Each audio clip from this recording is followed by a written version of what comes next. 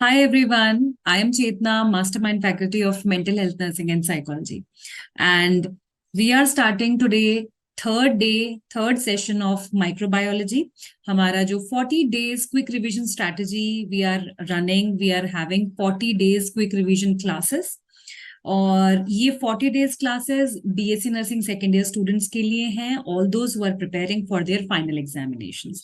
आप लोगों के final examinations just around the corner हैं, कुछ के एग्जाम्स चल रहे हैं, कुछ के आने वाले हैं, and may be in August also you have your examinations. तो जितने भी बच्चे हैं, जब भी आपके एग्जाम्स हैं, all of you are welcome to these sessions. These sessions are free for all on YouTube channel.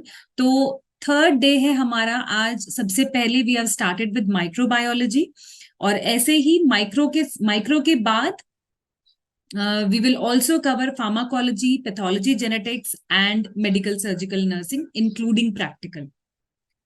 So all of these things come under 40 days quick revision plan, quick revision strategy. और ये 40 days में हम लोग अपने BSc second year के सारे subjects को revise कर लेंगे, क्विकली रिवाइज कर लेंगे। ओके, तो ये है हमारा थर्ड डे आज का।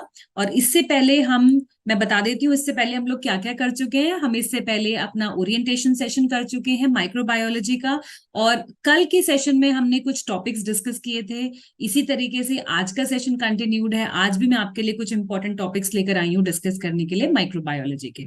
पर उससे पहले एक बहुत ही सुंदर सी लाइन पे ध्यान देते हैं, let today be the start of something new. Okay, आज का दिन या इस मोमेंट को एक नई शुरुआत बनाते हैं।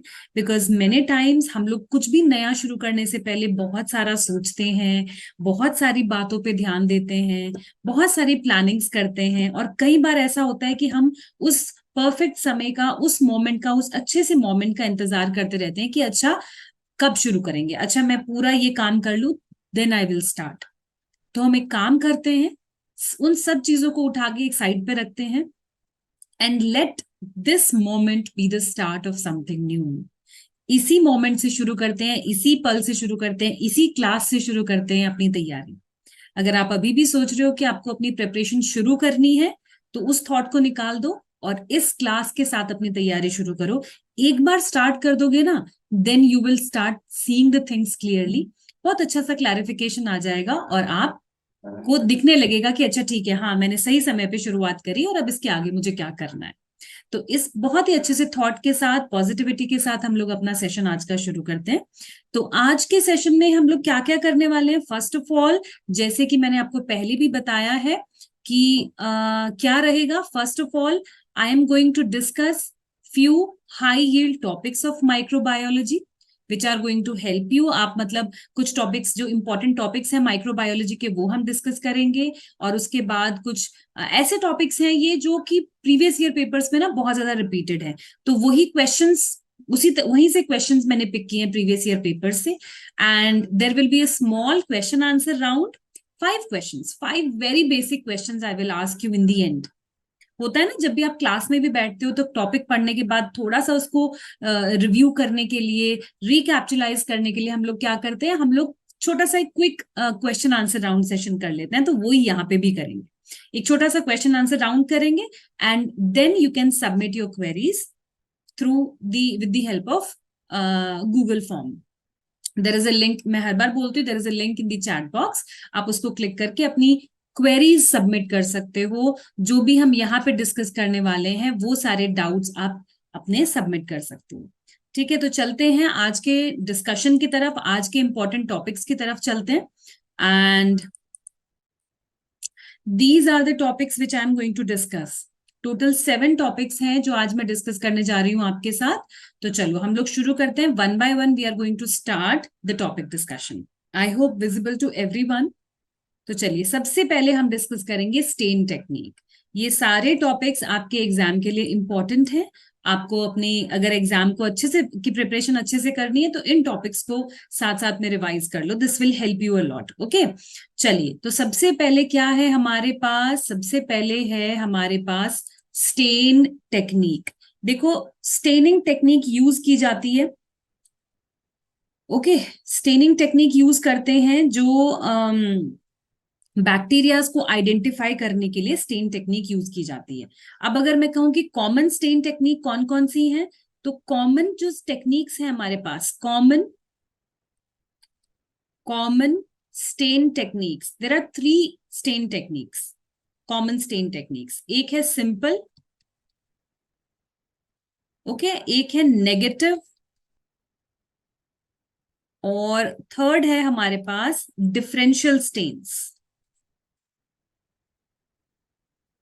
Differential, simple stain technique, negative stain technique and differential stain technique. Differential stain technique आगे again further it is divided into 2 main stain techniques, that is gram staining and acid fast. Okay, gram stain important है आपके exam के लिए, and acid fast, ये staining techniques आपके exam के लिए important है, तो इसको हम डिस्कस करेंगे। ठीक है, अब चलते हैं आगे। तो सबसे पहले क्या है, हम डिस्कस कर रहे हैं gram staining. First of all gram staining, देखो बच्चों, क्योंकि इस क्लास के एंड में क्वेश्चन आंसर राउंड है, तो जितना भी आप पढ़ाई कर रहे हो, जितना भी आप देख रहे हो, आप अच्छे से देखो, क्योंकि इसी से क्वेश्चंस पूछूंगी मैं। ठीक है, तो ग्राम स्टेनिंग क्या है, मोस्ट वाइडली यूज्ड स्टेन है, सबसे ज्यादा यूज होने वाला टेक्निक जो है वो है ग्राम स्टेनिंग। ओके, अब कुछ बेसिक प्रिंसिपल्स हैं ग्राम स्टेनिंग को यूज करने के, या इससे रिलेटेड। अब क्या प्रिंसिपल्स हैं, एक बार उसको देखते हैं। क्या प्रिंसिपल्स हैं, देखो, basic principle of Gram staining is based on the difference in cell wall composition of different bacteria.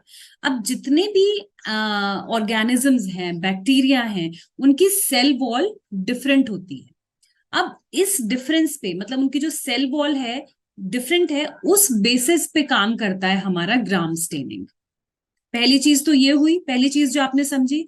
उसके बाद देखो नेक्स्ट क्या लिखा है, सम बैक्टीरिया, कुछ बैक्टीरिया होते हैं जो क्रिस्टल वायलेट कलर को रिटेन कर लेते हैं अपनी सेल वॉल में। क्यों?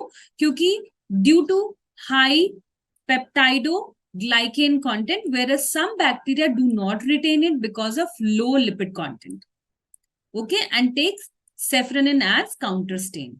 तो बैक्टीरियाज अलग अलग है, डिफरेंट है। तो कुछ बैक्टीरियाज हैं जो वायलेट कलर को रिटेन कर लेते हैं अपनी सेल वॉल की वजह से, और दूसरे नहीं करते हैं।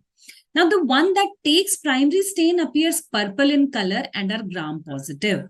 तो जो ऐसे बैक्टीरिया होते हैं जो प्राइमरी स्टेन को टेकअप कर लेते हैं, उस स्टेन को यूज कर लेते हैं, उसकी वजह से उनमें वो पर्पल कलर के दिखने लगते हैं, दे आर ग्राम पॉजिटिव। ठीक है, ये वर्ड्स आप आगे भी सुनोगे, हम इसको अच्छे से क्लैरिफाई कर लेंगे आज। ग्राम पॉजिटिव ग्राम नेगेटिव में डिफरेंस भी देख लेंगे। ओके, तो ग्राम पॉजिटिव है, और दूसरे जो कि काउंटर स्टेन, दैट इज, इसकी बात करी थी हमने सेफ्रेनिन की, इसको जो लेते हैं वो कौन से होते हैं, ग्राम नेगेटिव। और ये जो फर्स्ट वाले हैं जो पर्पल कलर को टेकअप कर लेते हैं, they are Gram positive. Okay, now what is the mechanism. अब हम बात करें मैकेनिज्म पे, मैकेनिज्म की कि किस तरीके से काम करता है, तो 2 चीजें हैं यहाँ पे ध्यान देने वाली। क्या है, इट डिपेंड्स ऑन 2 थिंग्स। पहला है, इट डिपेंड्स ऑन 2 थिंग्स। पहला है permeability of cell wall, first is permeability of cell wall. ठीक है, सेल वॉल कितनी परमिएबल है, and cytoplasmic membrane, cytoplasmic membrane. Then second thing is integrity of cell wall. Integrity of cell wall, ये 2 चीजों पे depend करता है इसका मैकेनिज्म। सेल वॉल कितना परमिएबल है, सेल वॉल की इंटीग्रिटी क्या है, उस पर डिपेंड करता है। अब अगर हम आगे देखें तो देखो क्या लिखा है, the cell wall of Gram negative is thinner Gram positive bacteria से। मतलब व्हाट आई मीन इज, जो ग्राम नेगेटिव है उनकी सेल वॉल थिन होती है, ग्राम पॉजिटिव बैक्टीरिया की सेल वॉल थिक होती है, कंपेयर्ड to gram negative. अब the gram positive cells retain basic dye more strongly than gram negative. इसकी वजह से क्या हो रहा है, क्योंकि इसकी सेल वॉल थिक है, इसकी वजह से ये बेसिक डाई को बहुत स्ट्रांगली अपने आप में रिटेन कर लेते हैं, ग्राम नेगेटिव नहीं कर पाते हैं because of thin cell wall. Now what is next? The cell wall porosity, मतलब कितना membrane, sorry, कितना porous है, कितना permeable है. The cell wall porosity of gram negative increases, which permits the decolorizer to remove the crystal violet and iodine complex. And later on, these bacteria take up counter stain. तो ये हमने पहले भी देखा है कि ग्राम नेगेटिव क्या है, वो काउंटर स्टेन को टेकअप करते हैं. अब उसका मैकेनिज्म बता रखा है आपको यहाँ पे. वो क्या करते हैं, वो काउंटर स्टेन को टेकअप करते हैं, प्राइमरी स्टेन को टेकअप नहीं करते हैं. अब क्यों? क्योंकि ये पोरस है बहुत ज्यादा, और जिसकी वजह से डीकलराइजर क्या कर देता है, क्रिस्टल वायलेट कलर को रिमूव कर देता है, और लेटर ऑन ये काउंटर स्टेन को टेकअप कर लेते हैं. ऑन द अदर हैंड, अगर हम बात करें ग्राम पॉजिटिव बैक्टीरिया के बारे में, तो ग्राम पॉजिटिव क्या कर रहा है, have lower lipid content and get dehydrated when treated with alcohol. Pore size decrease हो जाता है, परमिएबिलिटी रिड्यूस हो जाती है, जिसकी वजह से does not permit crystal violet color to leave the cell wall of gram positive bacteria. इसकी वजह से ये पर्पल नजर आते हैं, पर्पल रिटेन कर लेते हैं. ठीक है, तो क्या क्या देखा हमने, देखो यहाँ पे ग्राम पॉजिटिव की सेल वॉल जो है थिक है, लेस पोरस है, जिसकी वजह से क्या हो रहा है, ये पर्पल अपीयर हो जाती है. ये जो ये स्टेन है इसको रिटेन कर लेती है, इस कलर को. ओके, चलो अब नेक्स्ट अगर हम देखें प्रोसीजर क्या है, चलो थोड़ा सा प्रोसीजर भी देखते हैं. Specimens like sputum, pus, urine और cultures, they are made as a smear and clean glass slide. उसको स्मीयर बनाते हैं, फिर क्या करते हैं, फिक्सेशन करते हैं स्मीयर का. या तो हम उसको हीटिंग से कर सकते हैं या मेथनॉल से कर सकते हैं. And then 1% gentian violet is poured for 1 minute, फिर उसको वॉश करते हैं. फिर उसके बाद आयोडीन को यूज करते हैं to fix the primary stain. फिर उसके बाद अगेन वॉश करते हैं, फिर उसको डीकलराइज करते हैं, अगेन वॉश करते हैं, and then diluted carbol fuchsin in ratio of 1:20 pour किया जाता है 1 मिनट के लिए. Then again wait, wash, dry, visualise. उसके बाद जाके इसको विजुअलाइज करते हैं. ये है ओवरऑल प्रोसीजर. नाउ नेक्स्ट हमारा जो टॉपिक है जिसपे हम अब नेक्स्ट बात करें, that is acid fast stain. The other name of acid fast stain is Ziehl Neelsen stain. ठीक है, अच्छा अब क्या है, staining of mycobacteria is done by this technique. क्या करते हैं, माइकोबैक्टीरिया की स्टेनिंग की जाती है एसिड फास्ट, इसकी वजह से, एसिड फास्ट स्टेन की वजह से. Next is the procedure of acid fast stain. Okay, next is the procedure of acid fast stain. कैसे करते हैं, प्रोसीजर क्या है इसका. चलो सबसे पहले क्या किया, बैक्टीरियल स्मेयर को प्रिपेयर किया और on clean and grease free slide using sterile technique. Okay, अगर ये क्वेश्चन आता है, एसिड फास्ट स्टेन पे क्वेश्चन आ रखा है और ये आपका शॉर्ट नोट में आएगा, और आएगा तो आप ये जरूर से लिखोगे, you will write all of this. Prepare bacterial smear on clean and grease free slide using sterile technique. Allow smear to dry, to air dry. फिर उसके बाद क्या करेंगे, उसको एयर ड्राई करेंगे. ठीक है, देखो पहले क्या किया, पहले उसको प्रिपेयर किया, उसके बाद उसको ड्राई करने के लिए रखा, एयर ड्राई करने के लिए, फिर उसको हीट फिक्स किया, अल्कोहल फिक्सेशन क्या है, देखो this is recommended when the smear has not been prepared from sodium hypochlorite treated sputum and will not be stained immediately. Okay, उसके बाद हम क्या कर रहे हैं, कवर कर रहे हैं स्मीयर को, फिर हीट कर रहे हैं स्टेन को until vapour just begins to rise. Do not over heat, temperature का यहाँ पे बहुत ध्यान रखना है, 60 डिग्री सेंटीग्रेड से ऊपर लेकर नहीं जाना है. Allow the heated stain to remain on the slide for 5 minutes. Heating the stain, great care must be taken when heating the carbol fission, especially if staining is carried out over a tray or other container in which highly flammable chemicals have collected from previous staining. ठीक है, देखो क्या करते हैं, इसको पहले heat किया 60 degree centigrade पे, ओवर हीट नहीं करना है. अब हीटेड स्टेन को थोड़ी देर के लिए छोड़ देना है, 5 मिनट्स के लिए छोड़ देना है. बहुत ध्यान से ये सबको करना है, और then only a small flame should be applied over the under the slides using an ignited swab previously dampened with a few drops of acid alcohol. Okay, then wash off the stain. उसके बाद क्या करना है, stain को wash off कर देना है with clean water. क्या ध्यान देना है, when the tap water is not clean, wash the smear with filtered water or clean boiled rainwater. Then cover the smear. Cover the smear. Wash well with clean water. Cover the smear with malachite green stain. Wash off the stain. Wipe the back of the slide clean and place it in a draining rack for the smear to air dry. Examine the smear microscopically using the 100x oil immersion objective. So this is the procedure of acid fast staining. ठीक है, अगर इस पे question आएगा तो आप लिखोगे इसके बारे में. You will write the whole procedure like this. Okay? अच्छा, नेक्स्ट एक इम्पोर्टेंट टॉपिक है आपके लिए यहाँ पे, difference between gram positive and gram negative bacteria. Okay, what is the difference? Cell wall is thick. चलो अब हम देखते हुए चलते हैं. देखो, gram positive and gram negative. देखो बच्चों, ये जरूर आ सकता है, डिफरेंस जरूर आ सकता है, और कभी भी डिफरेंस आएगा तो आप उसको टेबल फॉर्म में ही लिखोगे. ठीक है, ये आपकी अपीयरेंस, ये जो ओवरऑल अपीयरेंस होती है आपके आंसर शीट की, उसको भी इंप्रूव करता है, और आपके क्वेश्चन जो आपने आंसर अटेम्प्ट किया ना, उसको बहुत ऑर्गेनाइज्ड वे में लगता है, ये बहुत ही ऑर्गेनाइज्ड वे में लगता है. चलो ठीक है, gram positive bacteria. Cell wall की बात करें अगर हम, तो सेल वॉल थिक होती है ग्राम पॉजिटिव में, और ग्राम नेगेटिव में ये, वेट यहां पे गड़बड़ हो गया, it is comparatively thin. Gram negative में कंपैरेटिवली थिन होती है. अच्छा, उसके बाद सेल वॉल में क्या होता है, पेप्टाइडोग्लाइकेन ज्यादा मात्रा में होता है. कितना? 90%. ग्राम नेगेटिव में ये सिर्फ 10% होता है पेप्टाइडोग्लाइकेन. अच्छा, अब पेप्टाइडोग्लाइकेन के साथ प्रोटीन्स हैं, पॉलीसेक्राइड्स हैं, टिकोइक एसिड्स हैं इन ग्राम पॉजिटिव. ओके, और ग्राम नेगेटिव में प्रोटीन्स हैं, लिपोपॉलीसेक्राइड्स हैं, फॉस्फोलिपिड्स हैं. दोनों एक दूसरे से डिफरेंट है.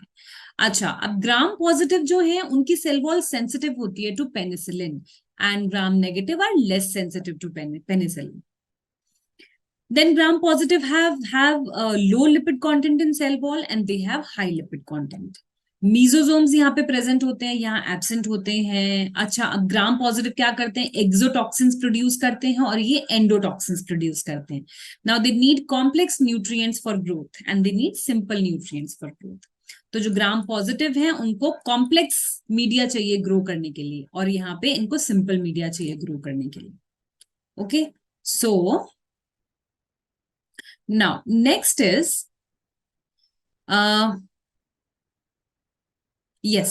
नेक्स्ट एक टॉपिक है नॉर्मल फ्लोरा. नॉर्मल फ्लोरा देखते हैं क्या है normal flora. Now normal flora is the mixture of organisms found in a host which live in complete harmony with the host's body without causing any harm to it. It is referred to as normal flora.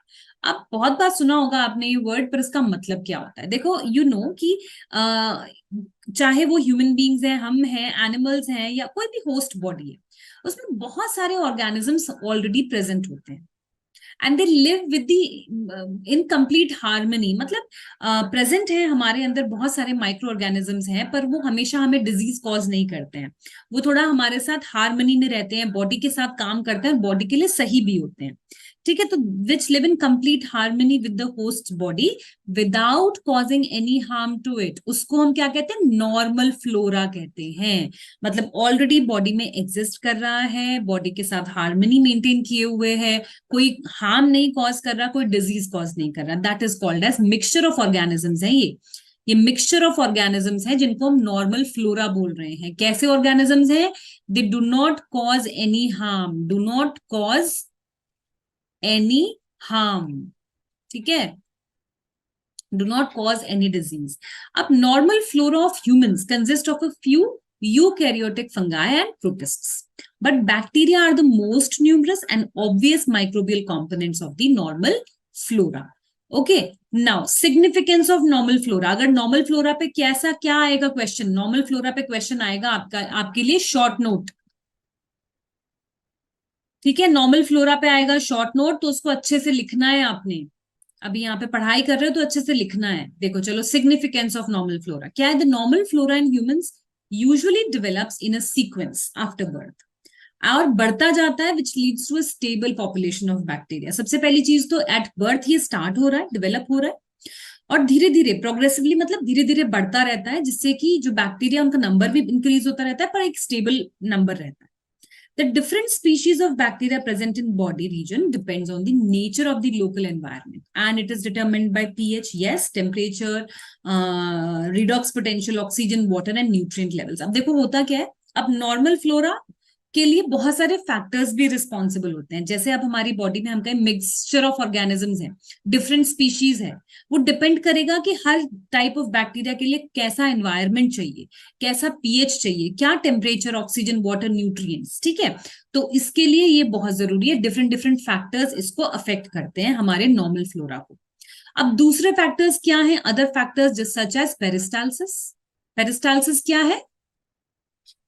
What is peristalsis? Peristalsis जो हमारे GI tract में, gastrointestinal tract में जो muscular contractions और relaxations होते रहते हैं ना, for the movement of ingested food material, तो पेरिस्टाल्टिक मूवमेंट्स कहते हैं उनको ना। पेरिस्टालसिस है, सलाइवा है, लाइसोजाइम सिक्रीशन है, सिक्रीशन ऑफ इम्यूनोग्लोबुलिन्स है, also play roles in normal flora. For example, an infant begins to contact organisms as it moves through the birth canal. अब जैसे ही एक फीटस है, जब at the time of delivery, जब वो birth canal से move कर रहा होता है, तभी वो कांटेक्ट में आने लगता है ऑर्गेनिजम्स के। ठीक है, नाउ नेक्स्ट क्या लिखा है? A gram positive population, a gram positive population like bifidobacteria and lactobacilli, they देखो, हर बॉडी बॉडी जो भी हमारे बॉडी ऑर्गन्स हैं, डिफरेंट ऑर्गन्स हैं, डिफरेंट एनवायरनमेंट है हमारी बॉडी के डिफरेंट डिफरेंट पार्ट्स का। अब उस पर डिपेंड करते हैं हमारे different kind of bacterias, different जो नॉर्मल फ्लोरा है। जैसे अब जीआई ट्रैक्ट में डिफरेंट काइंड ऑफ स्पीशीज देखने को मिलेंगी, बैक्टीरियाज देखने को मिलेंगे। देखो जैसे कि बाइफिडोबैक्टीरिया एंड लैक्टोबैसिलाई कहाँ होते हैं? जीआई ट्रैक्ट में, early in life when an infant is breast fed, जब इन्फेंट ब्रेस्ट फीड ले रहा होता है तब। When the baby is bottle fed, अब क्या होता है? This bacterial population is displaced by gram negative flora. ठीक है, and the normal flora of the body can turn pathogenic when the immune system of host is compromised, which can happen in case of old people, infants, HIV patients or any other immunosuppressed person. अब होता क्या है? देखो एक और twist है यहाँ पे, वो ये है कि जो हमारी नॉर्मल फ्लोरा है कभी भी पैथोजेनिक हो सकती है। ठीक है, it can turn pathogenic, it can cause, it can become disease causing, पर कुछ सर्टेन कंडीशंस में। कैसी कंडीशंस में? जहां पे हमारा बॉडी का इम्यून सिस्टम सप्रेस हो गया, इम्यूनो सप्रेस्ड पेशेंट्स के केस में, जहां पे हमारा इम्यून सिस्टम कॉम्प्रोमाइज हुआ, वहीं पे हमारी नॉर्मल फ्लोरा डिजीज कॉजिंग हो सकती है, जो कि अभी तक बॉडी के साथ बैलेंस बनाई हुई थी, एक हार्मनी में थी। ठीक है, इसीलिए कहते हैं कि एक हेल्दी लाइफस्टाइल को हमेशा फॉलो करना चाहिए, जिससे कि इम्यून सिस्टम जो है हमारा सही से काम करता रहे, स्ट्रेस फ्री रहना चाहिए, जो कि हमारी इम्यूनिटी को नहीं तो गलत तरीके से अफेक्ट करता है। तो जैसे ही इम्यूनो सप्रेस्ड हुए, डिजीज के लिए हम प्रोन हो जाते हैं। Next comes morphology of bacteria. अब बैक्टीरिया की जो मॉर्फोलॉजी है, चलो उस पर बात करते हैं। What is morphology, shape and all. ठीक है, अब चल let me tell about this also. अब अगर हम बैक्टीरिया और इन सब की शेप के बारे में बात करें, तो depending on that they are different kind of shapes. Now so हमें क्या लिखना है? Depending on shape, depending on shape they are of different types, जैसे कि फोकाई, जैसे कि बेसिलाई। ठीक है, and then it is spirochetes, spirochetes, then actinomycetes,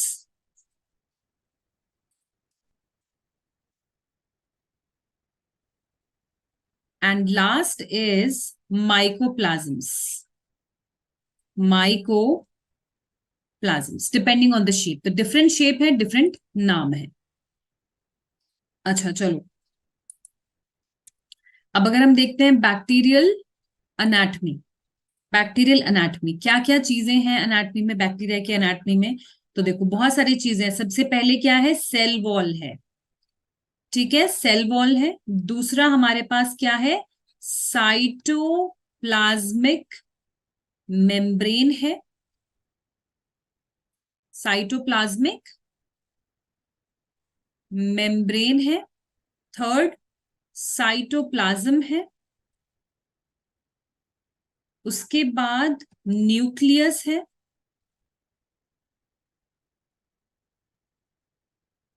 nucleus के बाद बैक्टीरियल कैप्सूल है एंड स्लाइम लेयर है। आफ्टर दैट फ्लैजिला है। फ्लैजिला पे बात करेंगे क्योंकि फ्लैजिला से क्वेश्चंस आते हैं, आए हुए हैं प्रीवियस ईयर में। फ्लैजिला है। फ्लैजिला के बाद क्या है, फिम्ब्रिए, और after that it is bacterial spore. तो ये इतनी सारी चीजें हैं बैक्टीरियल अनाटमी में, अनाटमी ऑफ बैक्टीरिया और बैक्टीरियल अनाटमी, ठीक है। अच्छा चलो फाइन। तो नेक्स्ट जो है, नेक्स्ट हमारे पास क्या है, ओके फर्स्ट ऑफ ऑल हम देख लेते हैं। देखो बैक्टीरियल एनाटमी में all of these things are they come under bacterial anatomy, ठीक है। नाउ नेक्स्ट जो हम चीज अब यहाँ पे टॉपिक डिस्कस करने जा रहे हैं, that is difference between cell wall of gram positive and gram negative bacteria, ठीक है। Cell wall, the difference between cell wall, ये आपको आना चाहिए। नाउ ग्राम पॉजिटिव है ये, और ये है ग्राम नेगेटिव। अब देखो थिकनेस की अगर हम बात करते हैं तो ग्राम पॉजिटिव थिकर है, ज्यादा थिक है कंपेयर टू ग्राम नेगेटिव, और ये पतला है। पेरीप्लाज्मिक स्पेस यहाँ पे बिल्कुल ही एब्सेंट है, यहाँ प्रेजेंट है। लिपिड्स क्या है, या तो एब्सेंट है या बिल्कुल स्मॉल है, यहाँ पे प्रेजेंट है। Teichoic acid present, absent, and peptidoglycan, ये तो हमने पहले भी पढ़ लिया कि जो ग्राम पॉजिटिव है उसमें ज्यादा है पेप्टाइडोग्लाइकेन। ओके, तो इसको आपको याद कर लेना इन टेबल्स को। Now next comes flagella.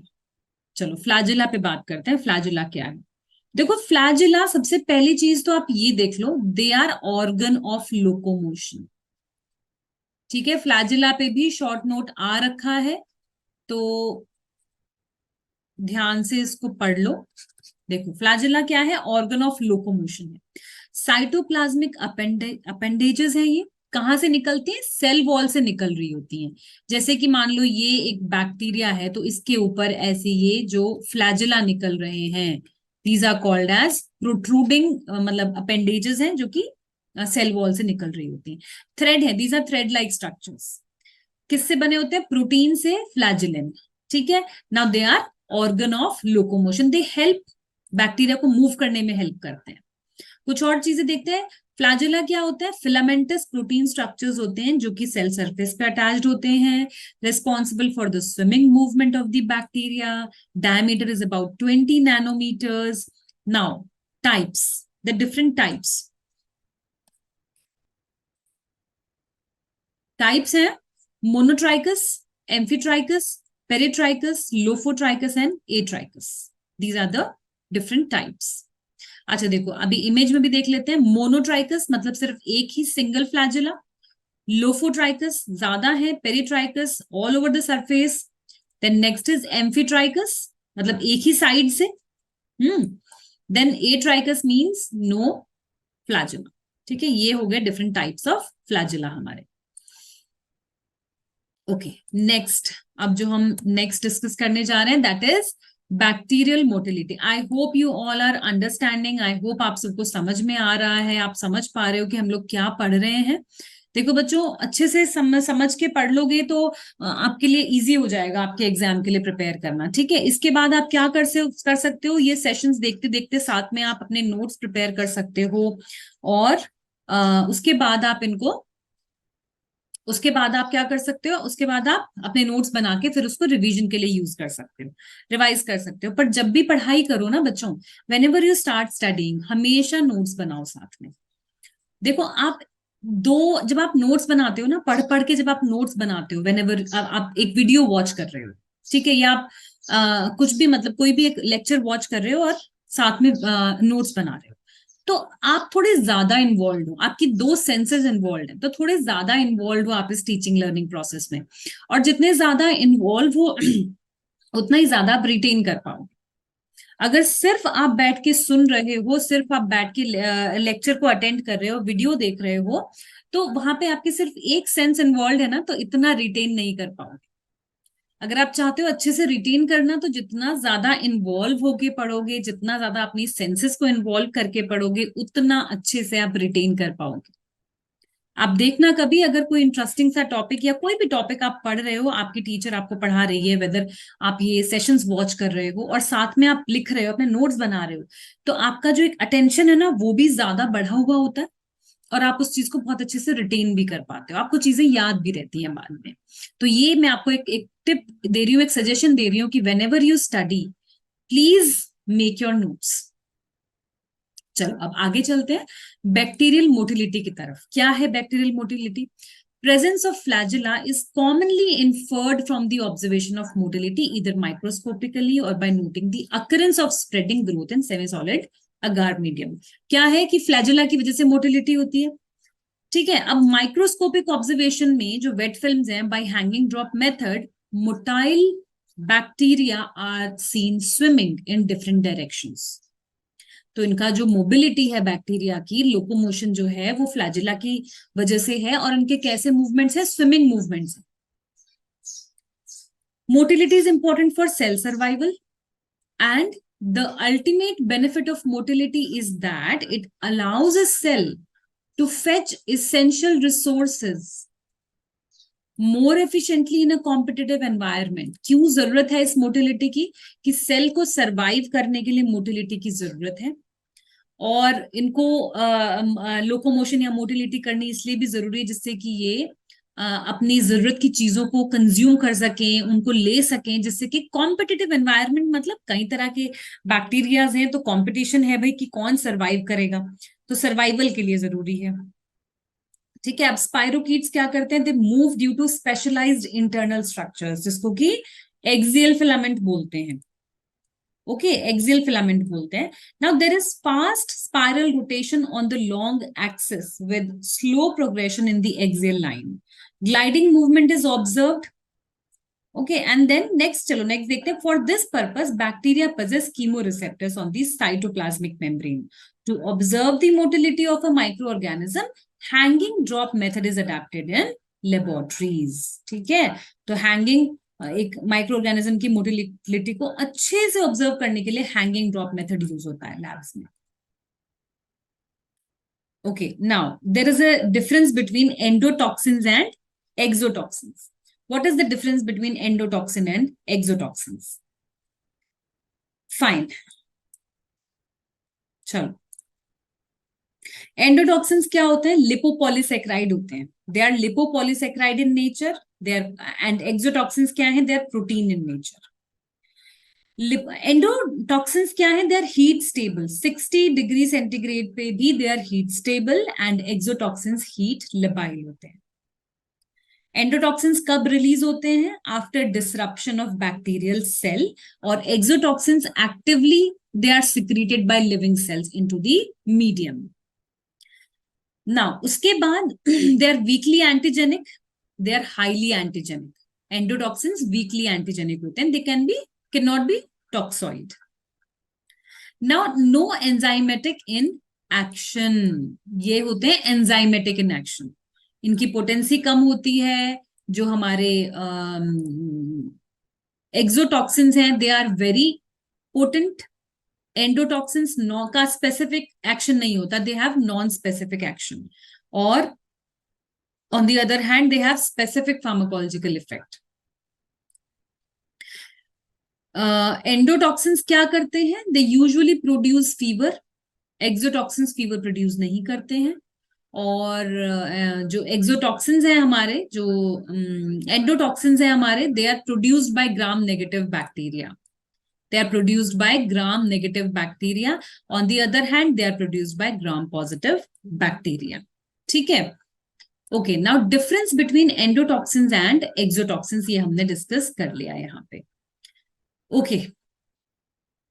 Yes. अब नेक्स्ट टॉपिक जो हमारे पास आ रहा है, that is culture media. Now what is culture media?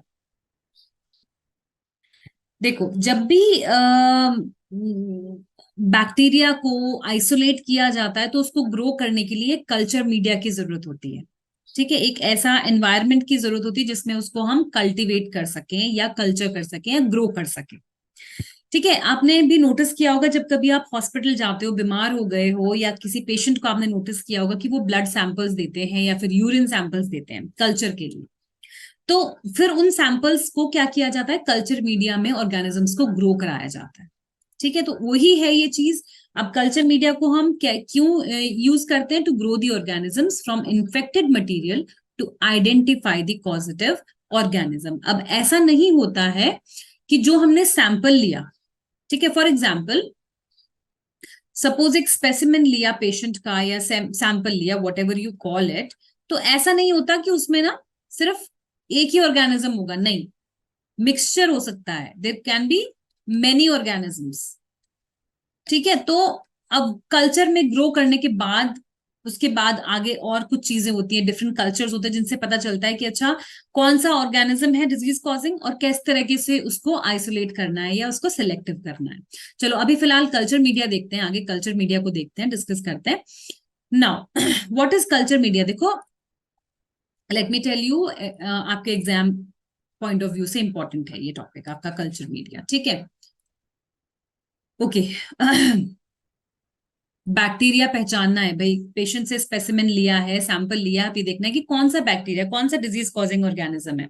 तो किया जाता है, इनको यूजुअली कल्टीवेट किया जाता है, स्टडी किया जाता है under laboratory conditions. Now number of media are utilised for this. इस काम के लिए बहुत सारी डिफरेंट काइंड ऑफ मीडियाज को यूज किया जाता है. अच्छा, बेसिकली अब हम पहले ये देख लेते हैं कि कल्चर मीडिया की यूज क्या क्या है, why it is use, what are the reasons.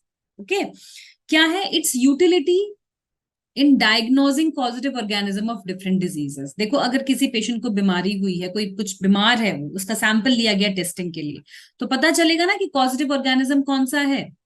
उसके बाद दूसरी यूटिलिटी क्या है? Culturing helps in isolating an organism from different sites in a body that are normally known to be sterile, which is the first step in proving its role as an etiological agent. ठीक है, इसमें भी इसकी मतलब इसको use किया जाता है कल्चर को कि डिफरेंट बॉडी के अलग अलग पार्ट से भी इसको आइसोलेट किया जाता है. अच्छा, उसके बाद क्या है? कल्चरिंग बैक्टीरिया क्या होता है? It is also the initial step in studying it's morphology and identification. अब बैक्टीरिया की मॉर्फोलॉजी स्टडी करनी है, उसके लिए भी तो कल्चरिंग चाहिए ना. कल्चर करना होगा तभी तो बैक्टीरिया का स्ट्रक्चर और शेप हम आइडेंटिफाई कर पाएंगे. To obtain antigens for developing serological assays and in preparation of vaccines. अब जब तक बैक्टीरिया की पहचान नहीं होगी तब तक वैक्सीन्स का क्या होगा? वैक्सीन्स कैसे बनेंगी? ठीक है, उसके बाद for genetic studies and manipulation of the cells and for estimating their numbers. भाई कितने नंबर में, कितना अभी तक जो बैक्टीरिया वो ग्रो कर गया है या वो मल्टीप्लाई कर गया, कितना नंबर उसका इंक्रीज हो गया, उसके लिए भी कल्चर की जरूरत है. So these are the uses of culture. Now coming to the types of media. Now there are different types of media. क्या क्या डिफरेंट टाइप्स ऑफ मीडिया है? देखो, सबसे पहले तो सिंपल है, सिंपल मीडिया है, कॉम्प्लेक्स मीडिया है. देखो, so first is simple. Simple का मतलब है इसमें न्यूट्रिएंट ब्रॉथ भी होता है, इसमें न्यूट्रिएंट ब्रॉथ भी होता है, इसमें ग्लूकोज ब्रॉथ भी होता है. एग्जाम्पल है ये. ठीक है, उसके बाद सेकंड है हमारा कॉम्प्लेक्स. कॉम्प्लेक्स में क्या है?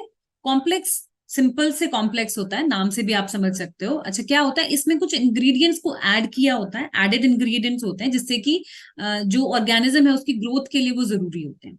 सो it has got added ingredients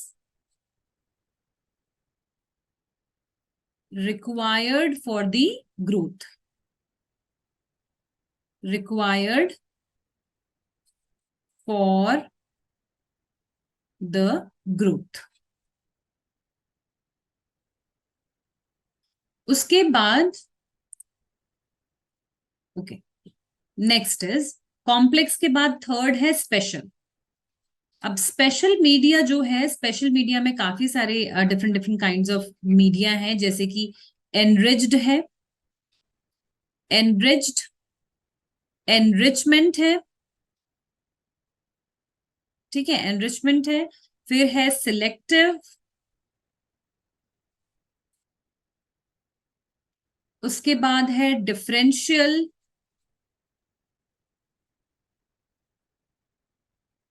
then it is indicator और ट्रांसपोर्ट। स्पेशल में there are 6 type of medias: enriched, enrichment, transport, selective, differential, all of these. अच्छा, और उसके बाद फोर्थ है, सिलेक्टिव के बाद फोर्थ है डिहाइड्रेटेड।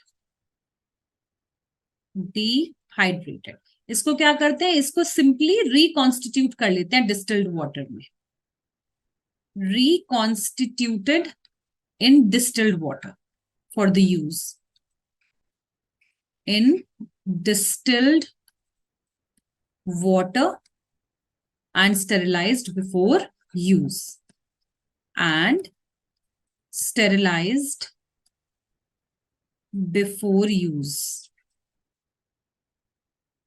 ठीक है, चलिए।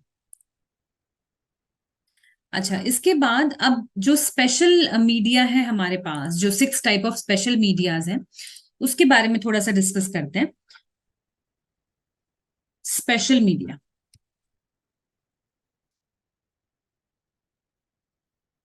देखो इसमें क्या था, सबसे पहले है हमारे पास एनरिच्ड।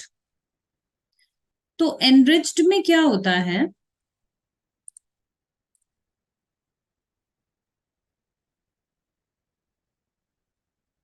एनरिच्ड मीडिया में क्या करते हैं?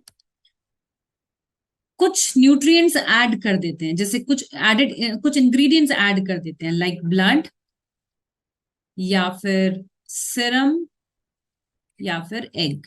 ठीक है, ये है हमारा एनरिच्ड। उसके बाद सेकंड टाइप हम देखें तो एनरिचमेंट। एनरिचमेंट में है they increase the number of bacteria, जो बैक्टीरिया की स्टडी करनी है उसका नंबर इंक्रीज करने में हेल्प करते हैं enrichment bacteria. So it increases the number of wanted bacteria. ठीक है, देन उसके बाद है सिलेक्टिव, उसके बाद है सिलेक्टिव। सिलेक्टिव मीडिया का क्या है? ये क्या करते हैं? सिलेक्टेड माइक्रो ऑर्गेनिज्म को, सिलेक्टेड बैक्टीरिया को अलग करने में हेल्प करते हैं। दे isolate,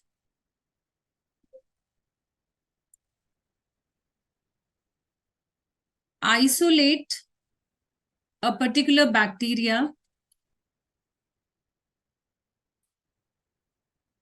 isolate a particular bacteria where mixed flora is expected। जहां पे मिक्स्ड ऑर्गेनिजम्स हैं वहां पे सिलेक्टेड को आइसोलेट करने में हेल्प करते हैं, are expected. Okay, so after selective there is differential media.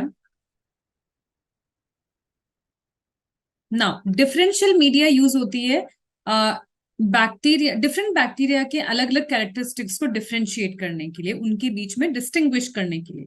So distinguish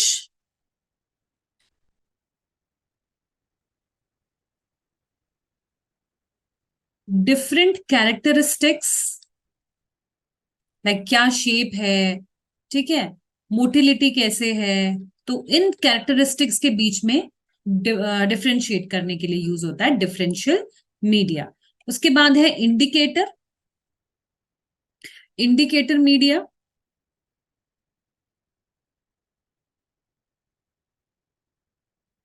indicator media, अच्छा इंडिकेटर मीडिया क्या है? कंटेन्स एन इंडिकेटर, इसमें एक इंडिकेटर होता है जो कलर चेंज कर लेता है when the bacteria is, when the bacteria grows in them, okay, it changes colour when bacteria grows in them.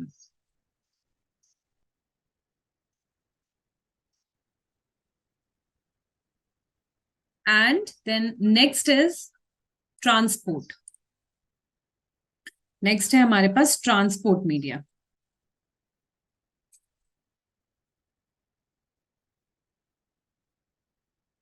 Transport media ये होता है स्पेशली उन ऑर्गेनिजम्स के लिए जो ज्यादा लंबे समय तक सरवाइव नहीं कर सकते, ट्रांसपोर्ट में सरवाइव नहीं कर सकते ड्यूरिंग द ट्रांसमिट।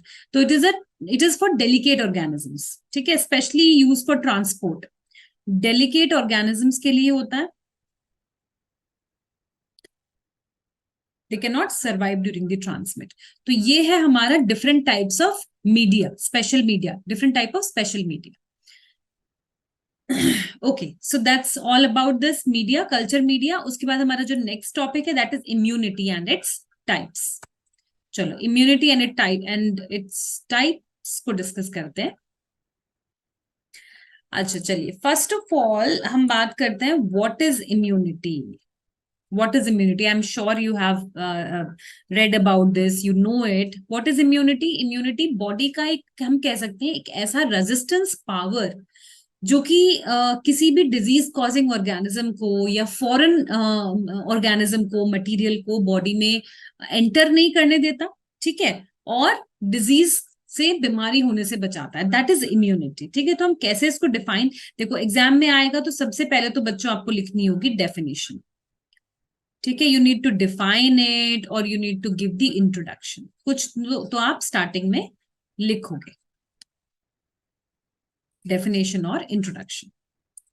अच्छा क्या है, क्या लिखना है, देखो एक सिंपल वर्ड्स में हम क्या लिखेंगे, it can be explained as resistance और पावर, किसकी power, of the host body, of the host body, okay, against disease causing bacteria, against disease causing bacteria or pathogenic microorganism, fine, and protection and protect against diseases। यही कह सकते हो ना, this is what we से, this is what we से what immunity is. अच्छा अब immunity के टाइप्स अगर हम देखें तो क्या है, दो तरीके के मेन टाइप्स है ना, एक है इनेट और एक है एक्वायर्ड,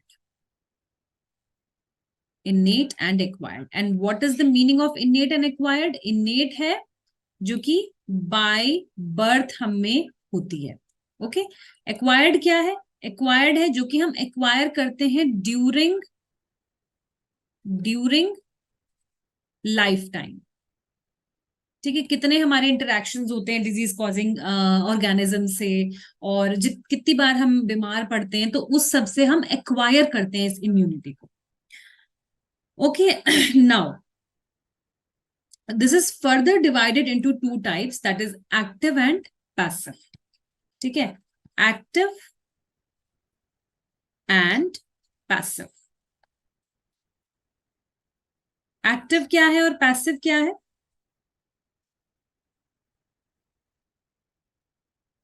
उससे पहले again both of these active passive again दो तरीके से आगे डिवाइडेड होती है, कैसे?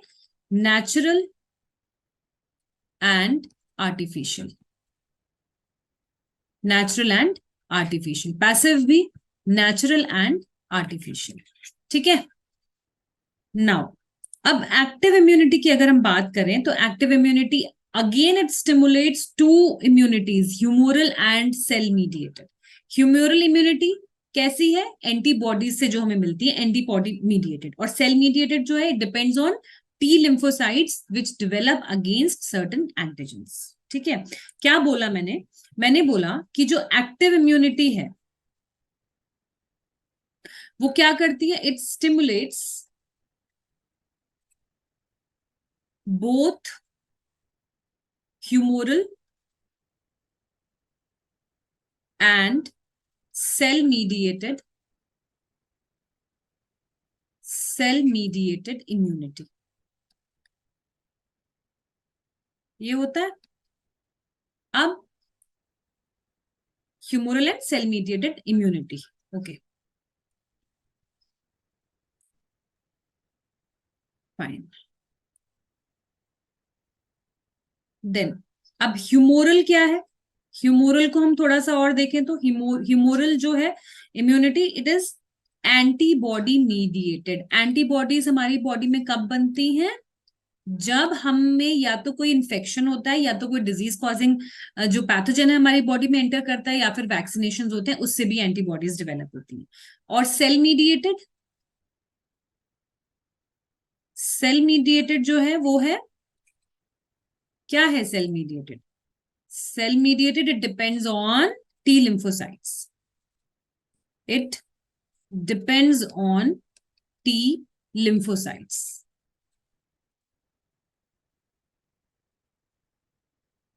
ठीक है, okay now and if we talk about natural and artificial,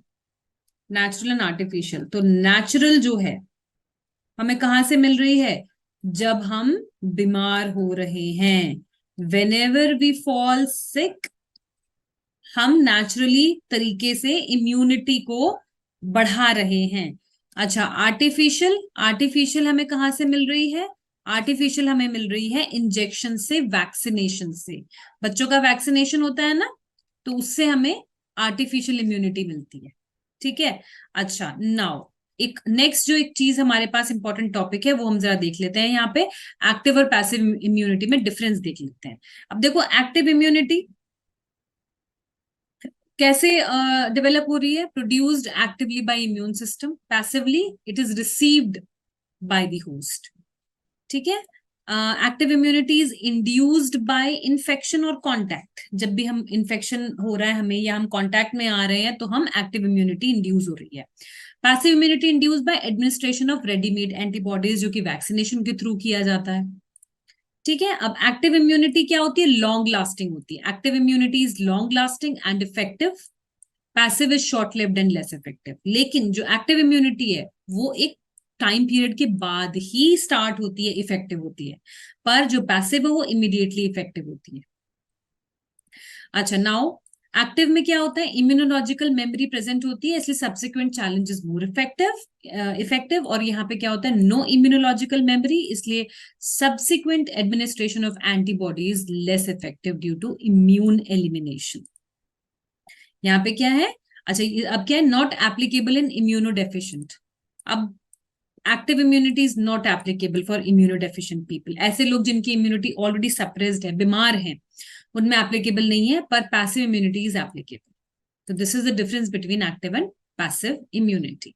So that's all about this class. We have discussed some topics, some high yield topics in this class. Staining technique हमने discuss किया, हमने gram stain discuss किया, acid fast किया, difference देखा gram positive, gram negative bacteria में, उनकी cell wall में difference देखा, ठीक है, and cell wall, उसके बाद types of flagella हमने discuss किया, culture media and immunity and its types. इसी तरीके से नेक्स्ट 2 days भी, that is Monday and Tuesday, we are going to have this high yield topic discussion. These were the topics which we discussed. Now, next what we are going to do, next we know that we have a question answer round. Next we have a question answer round. जब भी आप इस video को watch करो, Please watch the video completely and carefully and try to answer these questions. अपने आप को अगर आपको जानना है, पहचानना है, तो आपको क्वेश्चंस का सामना करना पड़ेगा, आंसर्स में पार्टिसिपेट करना पड़ेगा. जब तक हिम्मत नहीं इकट्ठा करोगे क्वेश्चन आंसर राउंड में पार्टिसिपेट करने की या क्वेश्चंस के आंसर पुट करने की, तब तक आप अपने आप को नहीं पहचान पाओगे. तो चलो, बहुत ही सिंपल, बहुत ही बेसिक क्वेश्चंस मैं आपके लिए यहाँ पे मैंने लिखे हुए हैं from the topics which we discussed. अगर इन टॉपिक्स में से आपको कुछ समझ में नहीं आया है, कोई क्वेरी है, you can submit your queries. Now, most widely used stain is called as. This is the first question for you all. Most widely used stain is called as. You have to write the answer in the comment. Second is, अब आपको बताना है true false. Cell wall of gram positive bacteria is thin. अब ये statement सही है या गलत है, ट्रू और false. Third question is, what is known as organ of locomotion. क्या चीज को हम ऑर्गन ऑफ लोकोमोशन कहते हैं. Fourth is, resistance by the host against disease causing या फिर foreign organism is called as. And last question is, active immunity is short lived. ये true है या फॉल्स है. ये 5 क्वेश्चंस हैं. इन 5 क्वेश्चंस के आंसर्स आपको पुट करने हैं और ये सारे क्वेश्चंस हम लास्ट सेशन में डिस्कस भी करेंगे. ठीक है. और do watch the session completely and do put your answers in the comment box. So thanks for watching this video. I hope you gained some knowledge after watching this video. और इसी तरीके से for 2 or 3 more days हम लोग micro पढ़ने वाले हैं और उसके बाद हम लोग अपनी माइक्रो वाइंड अप कर देंगे और उसके बाद हमारे बाकी और सब्जेक्ट्स होंगे. Okay, so till then we'll see you on Monday again. So till then, bye and happy learning.